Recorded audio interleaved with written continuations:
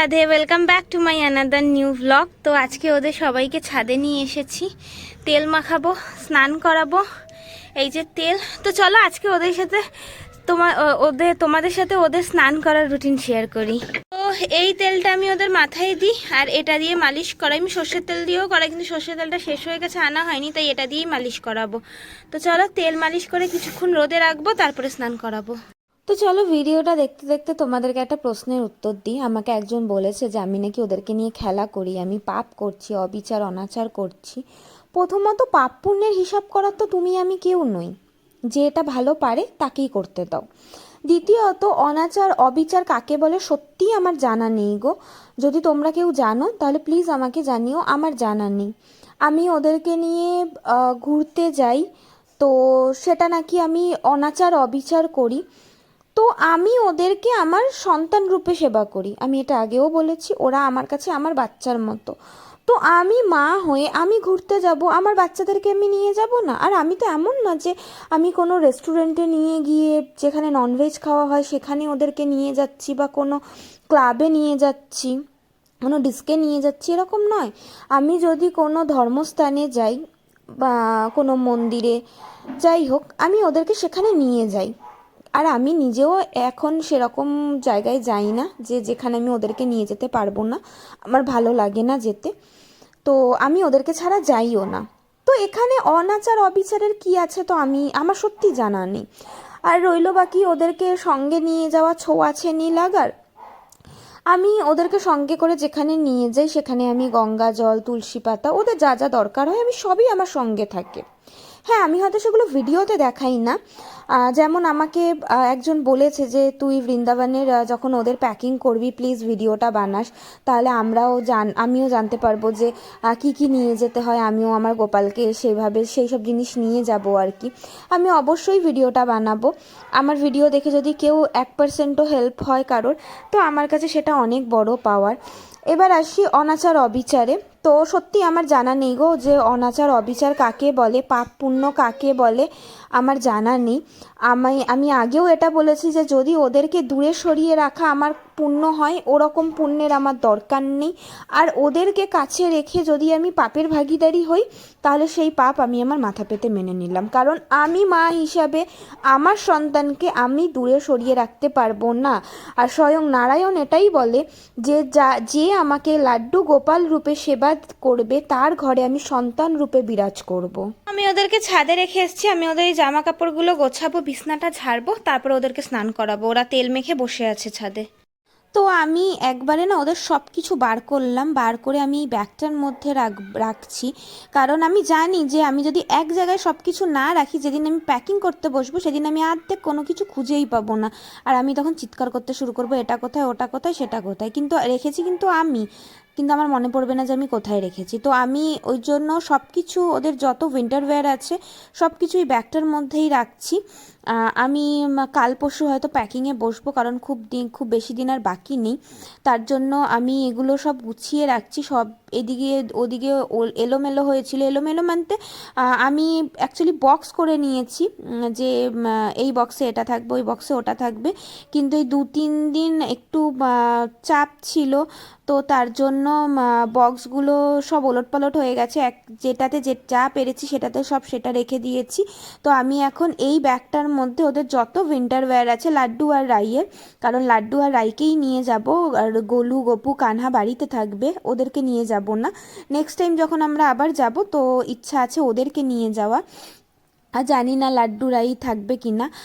তো যাই হোক, এই জামাগুলো ওদেরকে পরাবো আমি স্নান করে, তো আমি গুছিয়ে নিই।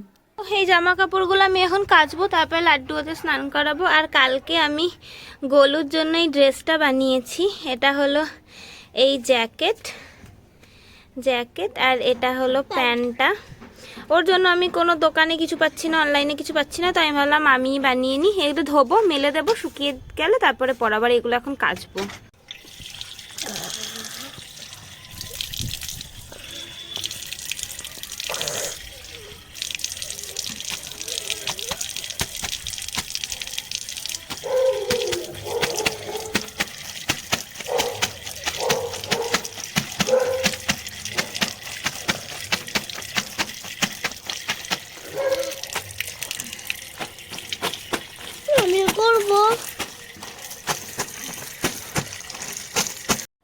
আমি ওদেরকে এখন স্নান করাচ্ছি। আচ্ছা তোমাদেরকে বলি, যদি তোমাদের বাড়িতে গরম জল করার কোনো ব্যবস্থা না থাকে তাহলে জল ভরে সকালবেলা রোদে জলটা দিয়ে দাও। আর যেই পাত্রতে জলটা রাখবে সেটা প্লাস্টিকের কোনো কিছু ইউজ করো না, হয় পিতলের বা স্টিলের, কাঁসার, যাই হোক সেরকম কিছু বাসন ইউজ করো। তাহলে কি হয়, ওই স্টিল কাঁসা পিতলগুলো না তাড়াতাড়ি হিট হয়ে যায়, তো জলটা ভালো গরম হবে। আর যদি প্লাস্টিকের কোনো কিছুতে রাখো তো জলটা গরম হতে টাইম নেবে। এবার বলি, আমাকে অনেকেই বলে যে আমাদের গোপাল কালো হয়ে যায়। যদি গোপালকে রেগুলার তেল মালিশ করো বা দেশি ঘি এইসব যদি মালিশ করো তাহলে গোপাল কখনো কালো হবে না, কখনো হবে না।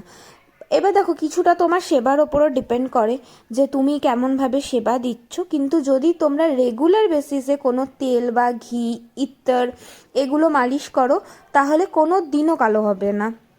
আর দেখো একটা কথা বলি, আমরা যখন জন্মেছিলাম তখন আমরা যেরকম ফর্সা ছিলাম, নিশ্চয়ই এখন আমাদের গায়ের রং সেরকম নেই, তো প্রাণ তো ওনার মধ্যেও রয়েছে না, তো একটু তো গায়ের রং পড়বেই। সো ওটা নিয়ে অত মাথা ব্যথা করো না যে কেন কালো হয়ে যাচ্ছে, কালো হয়ে গেছে, আগের মতো চকচক করছে না, তুমিও আগের মতো নেই।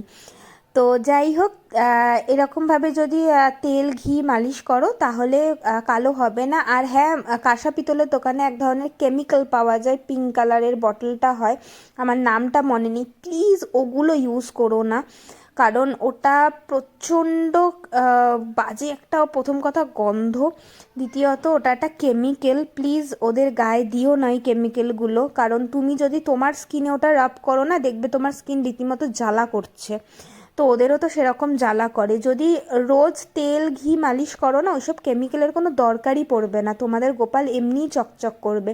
দেখো আমার প্রত্যেকটা গোপাল একজনও কিন্তু কালো নয়, সবাই চকচক করে, কারণ আমি রেগুলার বেসিসে ওদেরকে অয়েল ম্যাসাজ করি বা দেশি ঘি, আর ঘি যেটা মালিশ করবে সেটা দেশি ঘিই নেবে। আর যদি দেশি ঘি না পাও তাহলে ভালো কোনো কোয়ালিটির ঘি নেবে, এমনি সেমনি ওই যে দশকর্মার দোকানে যে 10 টাকা দামের ঘি পাওয়া যায় ওই দিয়ে করো না, তাহলে কালো হওয়ার চান্সেস থাকবে। আর অনেকে বলে যে দই দিয়ে মালিশ করলেও কালো হয় না, আমি সত্যি কথা বলতে দই দিয়ে মালিশ করে দেখেছি, হ্যাঁ দই দিয়ে মালিশ করলে চকচক করে, কিন্তু 3-4 দিন পর গায়ের মধ্যে ব্ল্যাক স্পট পড়ে, তাই দইটা অ্যাভয়েড করো।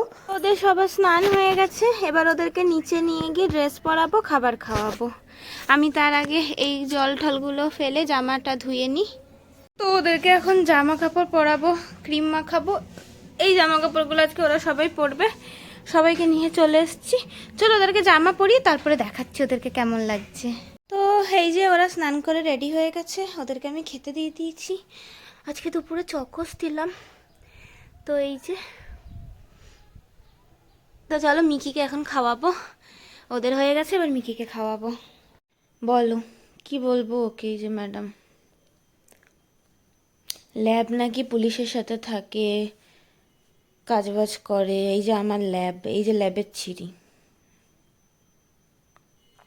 ওরে আমার ল্যাব রে, কম্বল গায়ে দিয়ে ঘুমায়। তোর কি হয়েছে? তোর ঘুমো হয়ে গেল? চলে এসছিস? সারাক্ষণ আমি যেখানে যাব পিছন পিছন ঘুরবে। এখানে একটা ইঁদুর আছে, ধর তো ইঁদুরটা, সে তো তোমার ক্ষমতা নেই। তো এইভাবে জামা কাপড়গুলো আমি দিয়ে দিলাম, এই যে জানি না শোকাবে কিনা, না শোকালে কালকে আবার রোদে দিতে হবে। একটা কিচ্ছু শোকায়নি, আর এটা তো শোকায়নি, এটা এখনো অনেক ভেজা, এটা কালকে সকালে রোদ দিয়ে দিতে হবে, একটু ফোটাও শোকায়নি এটা। মা আছো? চলো তুমি এখানে বসবা, লাড্ডু দাদের ঘরে বসবা, আচ্ছা বসো। তো আমি এখানে গোলুর জন্য জুতো বানাতে বসেছি, এই একটা বানালাম, এই যে আরেকটা, এটার আরেকটা পা বানাবো, আর কটাও বানাবো। তো দেখি কটা বানাই, এটা আমি বুঝতে পারছি না এটা ওর বড় হবে কি না, একটা পরিয়ে দেখে তাহলে বুঝতে পারবো যে ওর বড় হবে না কি হবে। চলো আরেকটা পা বানিয়ে নিই। এই যে এই দুটো জুতো হয়ে গেছে, এবার পরিয়ে দেখতে হবে যে বড় হলো, ছোট হবে না, হয়তো হলে বড়ই হবে। আমি গোলুর জন্য একটা জাম্পস্যুট বানাতে বসেছিলাম, আমার এটা অনেকক্ষণ আগে অনেকটা হয়ে যেত, আমার এই এই দুটো রো মিনিমাম 10 থেকে 15 বার আমি খুললাম, এতবার ভুল করছি। তো রাহুল ফোন করে বললো একটু পোলাও আর আলুর দম বানাতে, তো এটা এখন রাখি, দোকানে যাব চাল আনতে। তো চলো রান্না করব। ওদের ড্রেস চেঞ্জ হয়ে গেছে সবার, ওরা এখন ঘুমাবে, তো ওরা শুয়ে পড়েছে। তো চলো আজকের ব্লগটা এখানেই এন্ড করি, কালকে আরেকটা নতুন ব্লগে তোমাদের সবার সাথে দেখা হবে। সবাই খুব ভালো থেকো, সুস্থ থেকো, রাধে রাধে।